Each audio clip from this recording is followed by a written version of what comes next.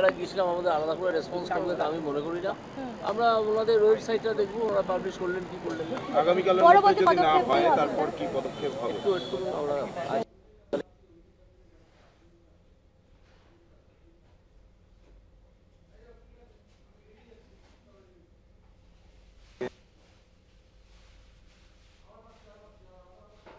নির্দেশে চলছে, যত রকমের অসভ্যতা করা যায় করবে না।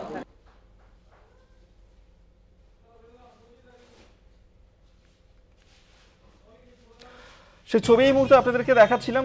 দেখতেই পাচ্ছেন যে এরপর পরবর্তী পদক্ষেপ নেওয়া হবে বিজেপির তরফ থেকে। কি পদক্ষেপ নেবেন তারা ঠিক করবেন, এমনটাই কিন্তু বলছিলেন বিজেপি সাংসদ অভিজিৎ গঙ্গোপাধ্যায়। বিজেপি নেতৃত্ব তারা পৌঁছে গিয়েছেন এসএসসি ভবনের সামনে। সেখানে যে সমস্ত চাকরিহারারা অবস্থানে বসেছেন, অনশন করার সিদ্ধান্ত নিয়েছেন, তাদের সঙ্গে কথা বলছেন বিজেপি নেতৃত্ব।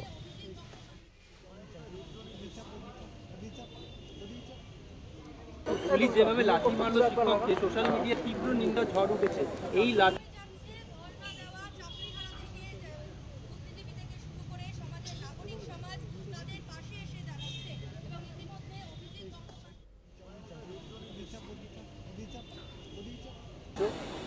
ওনার লেখালেখি সম্বন্ধে আমি ইন্টারেস্টেড নয়, আমি কিছু বলবো না।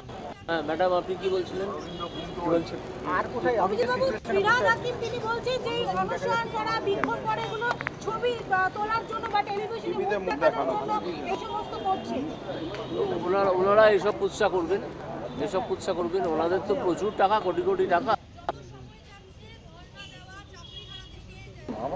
তো সেই জন্য তারা যাদের চাকরি গেছে, যোগ্য প্রার্থী যাদের চাকরি গেছে, তারা কিছুই বলেন।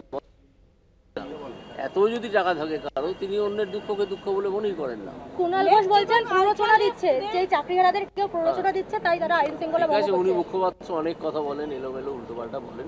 যা বলেছেন বলুন, আপনারা একা নন, আপনাদের সঙ্গে আমরা আছি এবং শেষ পর্যন্ত থাকবো, প্রতিটা মুহূর্তে থাকবো। লেফট এবং আলট্রা লেফটের প্ররোচনায় পা দেবেন না।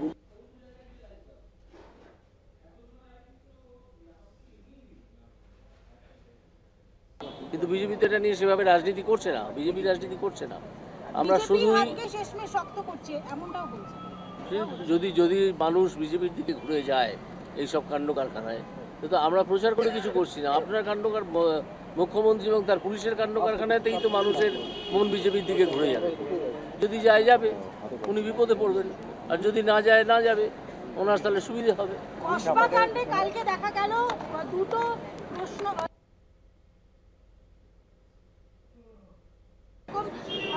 পুলিশ সুমোটো করেছে এবং তারই সঙ্গে ডিআই অফিসে ভাঙচুর করা হয়েছে, তার বিরুদ্ধে ডিআই অফিসও চাকরিহারা করছে।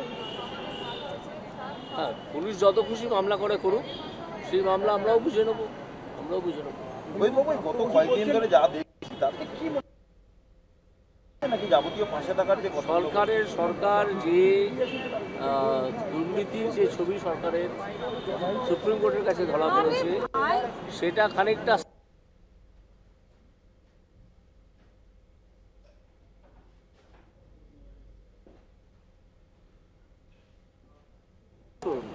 সেটা এখনো পর্যন্ত কি করছেন আমরা জানি না। কালকে বলে এসেছি আমরা যোগ্য অযোগ্যদের তালিকা বার করার চেষ্টা করছি।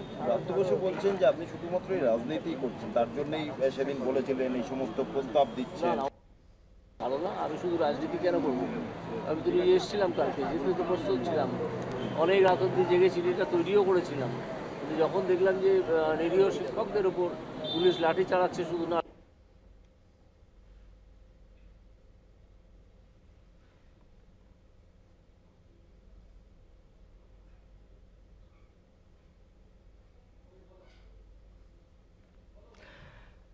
চাকরি ফেরতের দাবিতে এসএসসি ভবনের সামনে অবস্থানে সামিল হয়েছেন চাকরিহারারা। তারা সিদ্ধান্ত নিয়েছেন যে অনশন কর্মসূচি চালিয়ে যাবেন।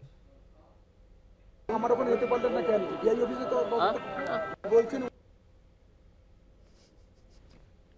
গেলাম না, যেতে না পারার তো অন্য কোনো কারণ নেই। ওনারা একদিকে শিক্ষকদের লাথি মারবে, লাঠি